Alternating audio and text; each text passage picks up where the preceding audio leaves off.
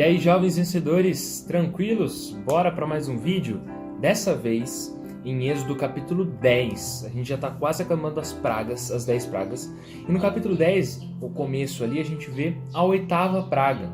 Lembrando que no último episódio, há 2 semanas, a gente falou sobre também a 7ª praga, que era a chuva de pedras. Lembra que devastou, acabou com a nação egípcia. E depois vem a 8ª praga, e diz assim, no capítulo 10, versículo 1. O Senhor disse a Moisés: vá falar com Faraó, porque ele endureceu o coração e o coração dos seus oficiais, para que eu faça estes meus sinais no meio deles, e para que você possa contar aos seus filhos e aos filhos de seus filhos como zombei dos egípcios e quantos sinais fiz no meio deles, para que vocês saibam que eu sou o Senhor. Uau! Deus chama de novo Moisés e Arão. Olha, vá lá para o Faraó e diga para ele que, se ele não se arrepender mais uma vez, eu trarei um grande sinal no meio deles. E uma coisa interessante, Deus agora ele cita os descendentes, as gerações que viriam, da nação de Israel. O que Deus estava querendo dizer com isso?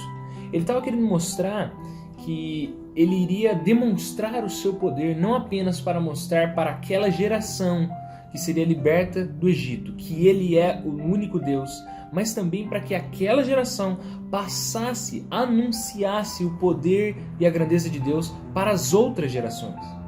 Isso nos mostra a importância do quê? Da gente passar os grandes atos de Deus na nossa vida para as outras pessoas. O ato de testemunhar, e não testemunhar apenas para outras pessoas, mas também para os nossos filhos e para as futuras gerações.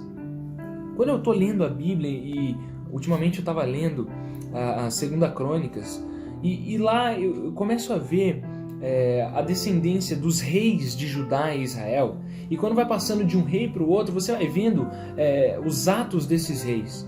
E muitas vezes, quando passa de um rei para o outro, eu fiquei curioso, porque um rei às vezes fazia o que era reto aos olhos do Senhor. Ele fazia uma grande reforma espiritual na nação. Ele tirava os postes e os ídolos e os falsos deuses da nação. E ele reconstituía a religião de Jerusalém, de Judá e de Israel, para que Deus fosse realmente louvado. Só que logo em seguida, após a sua morte, o seu filho já parece que seguiu o caminho completamente oposto. Ele fazia totalmente o oposto do que seu pai havia feito. Ele fazia o que era mal aos olhos de Deus. Isso é interessante, porque como é que pode um pai fazer coisas maravilhosas para o Senhor e ter um coração humilde diante de Deus, e o outro, o seu filho, ser completamente contrário, seguir o caminho oposto, desonrando e blasfemando contra Deus? É porque muito provavelmente ele não foi ensinado no caminho que ele deveria andar. É óbvio que isso não é uma regra, Aquele provérbio que diz: ensina a criança no caminho que deve andar e ela jamais se afastará dele. Não é uma promessa divina. Isso aí é uma regra em geral, certo? É uma proposição geral que na maioria das vezes, não em todas, acontece. Mas nós precisamos entender a responsabilidade que temos de ensinar os caminhos de Deus e o poder e a grandeza de Deus nas nossas vidas para as outras pessoas e para as futuras gerações. A nossa geração é uma geração que muitas vezes não aprendeu dos pais quem é Deus e qual é o poder de Deus. Tá aí a importância. E essa sessão aqui, ela se divide em 3 perguntas. A primeira pergunta é a seguinte: assim diz o Senhor, o Deus dos Hebreus, versículo 3, até quando você se recusará a humilhar-se diante de mim? Ele chega para o faraó e diz: cara, não dá mais. Até quando você vai continuar soberbo? Até quando você vai continuar resistente contra o único verdadeiro Deus? A gente precisa entender que a gente precisa se submeter a Deus. E quem não se submeter agora a Deus, vai na marra ser submetido a Deus no último dia. Nós precisamos entender isso. É ou por bem ou por mal. E na realidade não há nada de tirano nisso. Porque submeter-se a Deus é tirar então o que foi perdido lá no Éden. Que é o quê? Que é o domínio do ser humano sobre si mesmo. Quando o ser humano decidiu agir por sua própria conta, agir como se fosse Deus sobre a sua própria vida, é então que veio toda a ruína e todo o pecado, toda a maldade, toda a doença, toda a enfermidade sobre todo mundo. Quando Adão e Eva decidiram viver como se Deus não existisse, como se fossem donos de suas próprias vidas, é então que eles perderam tudo. Nós vamos entender que se submeter a Deus é a maior liberdade que há. Liberdade não é viver para si mesmo, mas é viver para Deus. A segunda pergunta: os oficiais do faraó disseram: até quando esse homem será um perigo para nós? Deixa eles saírem. Mas faraó continuou resistente. A terceira pergunta é do próprio faraó. Ele diz assim: vão e adorem o Senhor, seu Deus, no versículo 8. Mas eu gostaria de saber quem são os que irão. Ele pergunta então, quem é que vai? E aí Moisés diz: olha, iremos nossos jovens, nossos velhos, filhos, filhas, rebanhos e gados, ou seja, todo mundo. A exigência de Deus não era que apenas alguns fossem, mas todos fossem libertos daquela terra para engrandecerem e adorarem o Senhor.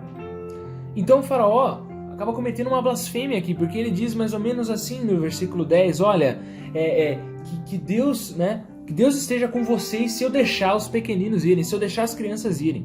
Assim, nem pelo nome de Deus eu deixaria algo acontecer, algo do tipo. E aí Deus então lança de fato a praga. Diz o versículo 13: Moisés estendeu o seu bordão sobre a terra do Egito, e o Senhor trouxe sobre a terra um vento leste todo aquele dia e toda aquela noite. Quando amanheceu, o vento leste tinha trazido os gafanhotos. Aqui, o que nós precisamos entender é que os gafanhotos eram a maior praga que existia naquela época, porque eles devastavam, acabavam com toda a vegetação, com tudo que eles tinham para sobreviver. E não foi por menos. Diz o versículo 14, os gafanhotos se espalharam por toda a terra do Egito e pousaram sobre todo o seu território. Eram muito numerosos. Antes destes, nunca houve tantos gafanhotos e nem depois deles virão outros assim. E eles acabaram com toda a vegetação. Lembrando que um dos deuses egípcios era Osíris, o deus da fertilidade, o deus da colheita. E Deus, Yahvé, o único Deus, mais uma vez mostra para os egípcios que ele era o único Deus e tinha poder e venceu Osíris, esse falso Deus que eles acreditavam. Não somente poder sobre a divindade egípcia, mas também sobre o vento. Deus tinha poder sobre o vento a ponto de trazer gafanhotos e depois tirá-los de volta. O faraó meio que, entre aspas, se arrepende apenas pela boca, e diz: pequei contra o Senhor, seu Deus, e contra vocês. Agora peço que me perdoem o pecado ainda dessa vez e que orem ao Senhor, seu Deus, para que tire de mim essa praga mortal. Ele apenas, como nós já enfatizamos nos últimos episódios, não queria a consequência. Ele não queria se submeter a Deus. Ele apenas queria se livrar da consequência. Deus, por pura misericórdia e graça, atende o seu pedido e traz o vento do leste para o oeste agora, para que todos os gafanhotos que haviam invadido aquela nação fossem embora. E o faraó continuou endurecido. Meus irmãos, a mensagem de Deus é clara: que nos submetamos a Ele, que nos arrependamos do nosso orgulho, da nossa soberba, porque não há nada mais libertador do que se submeter a Deus. Deus te abençoe. Falou.